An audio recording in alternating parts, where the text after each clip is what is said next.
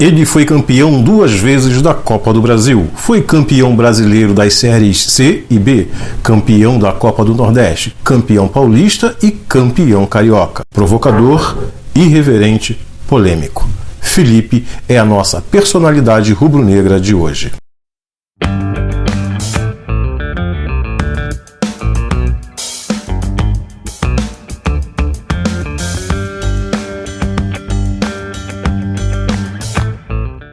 Bem-vindos ao canal Urubu Barbudo, o canal de histórias, biografias e notícias do Flamengo. Eu sou J. Rodrigues e sugiro que você se inscreva no canal para ser o primeiro a receber os vídeos de importantes personalidades rubro-negras. Nascido no Rio de Janeiro em 22 de fevereiro de 1984, Luiz Felipe Ventura dos Santos, o goleiro Felipe, fez toda a sua base no Vitória da Bahia. E por lá, teve ao lado um cara muito querido pela nação rubro-negra, Obina, que era melhor que Eto'o, lembram?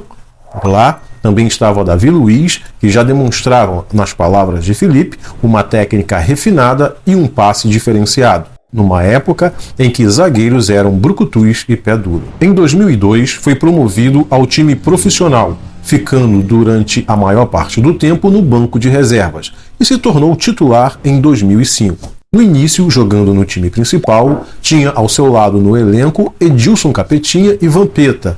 Aí a resenha era boa. Felipe conta que no Carnaval, o Edilson... Pré-temporada, treino, antes de começar os campeonatos, Edilson era o rei do Carnaval e Vampeta também, né? Edilson chegava no vestiário e jogava aqueles abadá pra gente, camisa... E dava camisa, os caras, a gente da base, acabando de subir. Porra. Malmente a gente ia pra pipoca, né? Tudo com camisa de trio, camarote. Camaleão. E tudo aí. Os caras falaram assim, ó, vamos lá. O presidente era o Paulo Carneiro, falou assim, ó, vamos lá, o pessoal vai, treina, volta, não pode faltar. Se chegar de ressaca, vem pro treino, que eu não quero que tenha problema pra todo mundo. Eu não vou me ferrar por causa de ninguém. Isso o Edilson falou. Edilson era mais... Vampeta falou, ó, tá indo, passarinho que acompanha morcego, dorme de cabeça pra baixo. Né? Tem que ir. Aí os primeiros dias a galera foi, segundo, terceiro, até então tudo bem. Mas isso não foi tudo. Muitos não foram para o Carnaval ou porque não gostavam, ou porque eram evangélicos, ou porque eram mais família. Com isso, Vampeta resolveu fazer um almoço e todo mundo tinha que ir porque era para unir o grupo. Ele falou assim, Vampeta falou assim, então eu vou fazer até um almoço para comemorar, para juntar mais equipe, porque tem alguns jogadores que não estão indo e, a gente tem que se fechar mais. Alugou uma casinha e falou assim, ó, o cara pode ser crente, pode ser macumbeiro, todo mundo tem que ir. Os 25 jogadores que tinha no elenco foram os 25 jogadores. Chegamos lá, churrasco rolando, todo meio desanimado. A ideia pareceu boa, mas será que foi mesmo?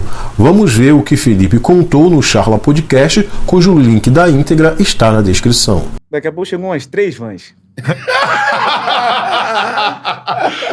Começou a descer os negócios. Veneninho, né? Aí falou, ó, quem quiser ir embora, vai.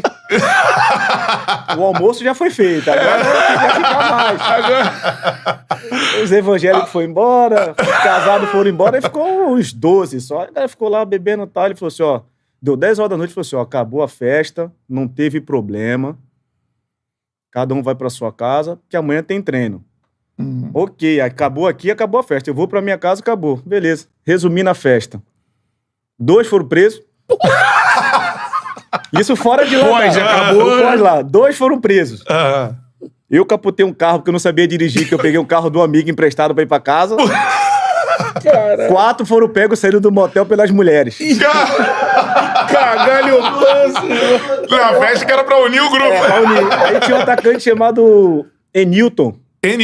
Jogou no Sport, jogou no Vasco, Enilton, careca. Enilton tava com um lateral chamado Paulo Rodrigues, capotaram o carro na BR também. Caralho. Então, dos 12 que ficaram lá, 10 fizeram merda. No outro dia de manhã, chegamos todo mundo pra treinar, o presidente falou, o Carneiro fazendo reunião, todo mundo aqui, ele dando esporro, xingando, todo mundo, a festa. Ele falou, não, a festa acabou às 10. Depois das 10, a merda foi deles. Todo mundo assim, ó. Um com o braço quebrado, 2 sem poder aparecer, que tinha sido preso.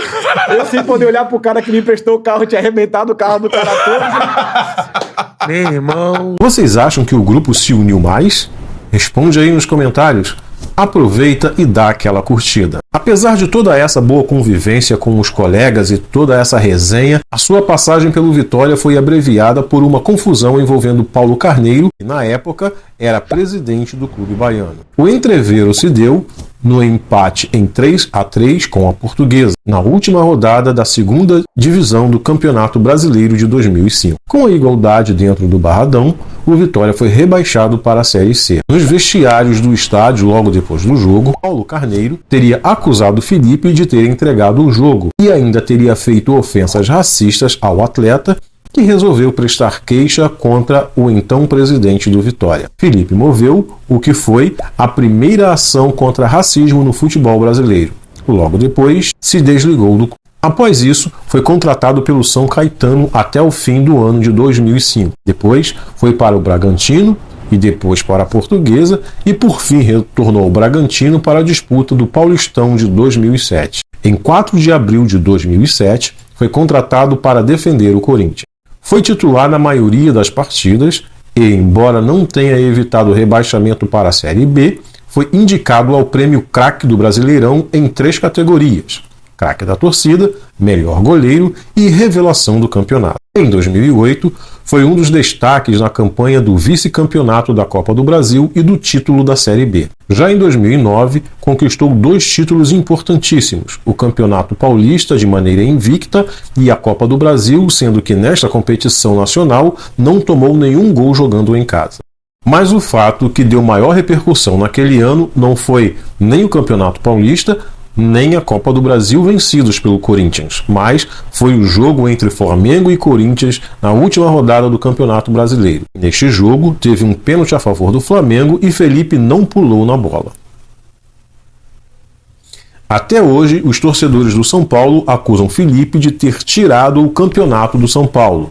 O São Paulo era o líder do campeonato e disputava ponto a ponto com o Flamengo. Mas Felipe explica o que aconteceu de fato e se realmente o São Paulo deixou de ser campeão por causa dessa sua atitude. Aí o pessoal fala, não, mas você não pulou, os caras, você quis prejudicar. Eu falei, gente, campeonato ponto corrido, você depende dos outros, você tem que fazer, você tem 38 jogos para ganhar. O São Paulo, se ganhasse do Goiás, se foi o Goiás, se não me engano, foi o Goiás, ia continuar na frente, tomou 4. O Internacional, acho que perdeu pro Barueri, se eu não me engano, 2-1, empatou.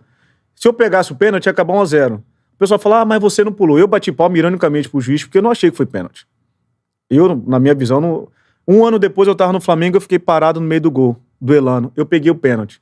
E se o Elano bate no canto e faz o gol, ia falar que eu fiquei parado? Eu achei que ele ia bater no meio. Como eu achei que o Elano ia bater no meio, o pênalti. O Léo Moura não batia pênalti. Quem batia era Pet e Adriano. Nenhum dos dois tava no jogo. O Pet, Adriano não tava e o Pet não tava. Zé Roberto eu já tinha jogado com ele, então se o Zé fosse bater, eu sabia onde ele poderia bater. E ele até tinha feito o primeiro gol. Léo Moura bateu o pênalti e fez o gol. Acabou o jogo 2-0. O pessoal fala, não, que o São Paulo perdeu o título por causa do Corinthians. Quem te cobra? Em 2010, teve Copa do Mundo. E na parada para a Copa, Felipe pediu para ser colocado à venda. Isso causou um alvoroço danado, foi um desconforto imenso no clube e houve um desentendimento de Felipe com o presidente da época, Andrés Sanches. Sanches acusou Felipe de estar forçando uma saída. E realmente era isso. O Genoa da Itália demonstrou interesse em Felipe e queria contratá-lo. Mas algo que ninguém esperava, muito menos Felipe, aconteceu. De última hora, para a surpresa de todos, a negociação foi cancelada e Felipe permaneceu no Corinthians. Olha que situação. Que merda, hein? Como havia um desentendimento entre Felipe e o clube, Felipe foi retirado dos planos do então técnico do Corinthians, Mano Menezes, e passou a treinar em separado do restante do time. Ficou aguardando uma proposta de outro clube para voltar a jogar. Assim, em 5 de agosto de 2010, teve seu contrato com o Corinthians rescindido e se transferiu para o Braga de Portugal. No dia 17 de dezembro de 2010, Felipe acertou a sua volta ao Brasil para jogar pelo Flamengo. Fez um contrato de 1 ano com opção de compra dos direitos federativos. Esse contrato foi muito interessante. Então, quando eu cheguei, era a Patrícia Morim, né? A presidente. Meu contrato era todo amarrado. Não sei se você estava na minha apresentação, era contrato de risco, era. Contrato disso, por causa daquilo, porque eu saí do Corinthians e que a gente ficou sabendo depois que é lógico, o clube pede informação para contratar, aí foram pedir informação do clube, onde eu era, não é ídolo, mas era um cara querido, tinha passado quase 4 anos, tinha uma história, não passaram nada de bom, né, pô? Não foi coisa boa passada. E quem eu agradeço naquele momento de ter batido o pé foi o Vanderlei, porque ele que quis. Sim. Porque pela diretoria não iria. Ele que bateu o pé e falou assim, eu quero. Eu quero esse cara, ele vai vir. Então meu contrato foi todo amarrado, não podia fazer isso, podia fazer aquilo, é de risco, não sei o quê, vai embora, se tiver indisciplina, tal. Foi 40 folhas só de não pode e uma era a minha assinatura. Era por sua causa, mas mais por causa do antecessor, né? Por causa do antecessor e... Do Bruno. Goleiro negro, personalidade forte, tal. O pessoal já podia acessar, podia estar ligando uma coisa a outra. Estereótipo, meus primeiros 4 meses aqui, o pessoal me chamava de Bruno, que era torcedor. Ei, Bruno! Desculpa, Felipe. Sabe? Eu saía na rua, Bruno, Felipe... E vai. Como o Felipe era um pouquinho polêmico, só um pouquinho, né? Aí teve esses pequenos detalhes. Ele estreou pelo Flamengo no dia 9 de janeiro de 2011 em um amistoso contra o Londrina do Paraná. O jogo terminou empatado em 0-0 e Felipe defendeu um pênalti. Aí ele já foi aprovado pela nação. Mas ele caiu mesmo de vez nas graças da torcida rubro-negra ao ser o herói da classificação do time para a final da Taça Guanabara, defendendo 2 cobranças de pênaltis diante do Botafogo. E mais, Felipe também viria a sair como herói mais tarde no mesmo campeonato, desta vez contra o Fluminense, na partida que valeria mais um passaporte ao Flamengo para uma final de turno do Campeonato Carioca. Dessa vez, o segundo turno, a Taça Rio. Com isso, o Flamengo sagrou-se campeão dos 2 turnos e, consequentemente, campeão carioca de 2011. Assim, o meu cartão de visita pro torcedor foi no Flamengo e Botafogo. Taça Guanabara nos pênaltis, porque o Bruno nos pênaltis era foda, contra né? o Botafogo era um Contra o Botafogo e foi a minha primeira disputa de pênalti. Eu cheguei, lógico, muita gente com o pé atrás, tal, vai fazer merda, não sei o quê. E eu fui. Eu falei, cara, em dezembro vocês vão ver que eu não sou isso aí e eu vou fazer o meu trabalho.